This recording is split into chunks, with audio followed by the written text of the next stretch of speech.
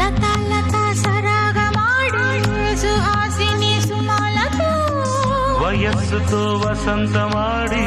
వరించెలే సరాలతో మిలా మిలా హిమాలే జల జల ముత్యాలుగా తళ తళ గళన తటిల్లత హారాలుగా చేతులు తాకిన కొండలకే చలనము వచ్చనులే ముందుకు సాగిన ముచ్చటలో మూవను పలికెనులే ఒక స్వర్గం తల వంచి